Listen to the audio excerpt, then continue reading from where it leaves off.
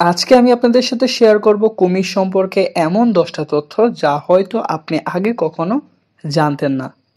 কুমির কিন্তু সবচাইতে বড় সরীসৃপ প্রাণী এবং কি কুমিরের মধ্যে যেসব কুমির লবণ পানিতে বাস করে তারা কিন্তু আকারে সবচাইতে বড় হয়। এরা লম্বা কিন্তু 20 ফুটেরও বেশি হয়ে থাকে এবং কি এদের ওজন হয় 1 টনেরও বেশি।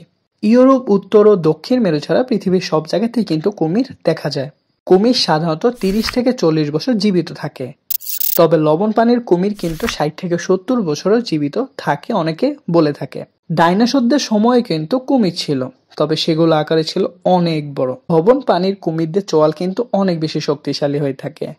আমরা আগে জেনে নিই যে সিংহের চোয়ালে আসলে শক্তি কতটুকু।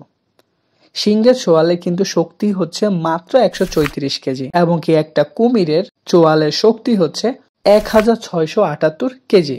তার মানে আমরা বুঝতেই পেরেছি যে একটা কুমিরের কামড় কতটা ভয়ানক হতে পারে।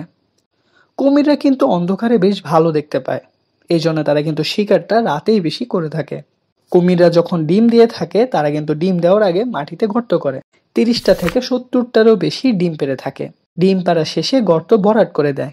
ডিম ফুটে বের হওয়ার পর ছানাগুলো যে শব্দ করে মা কুমির কিন্তু দূর থেকে সেটা শুনতে পায়।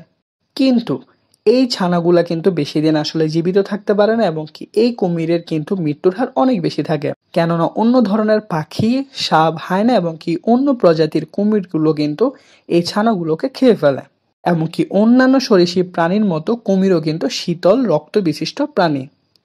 আর সবচেয়ে মজার ব্যাপার হচ্ছে কুমির একবার খাওয়ার পর কিন্তু অনেক দিন না খেয়ে থাকতে পারে, কেননা তারা কিন্তু খাবার চিবায় না, সরাসরি গিলে খায়।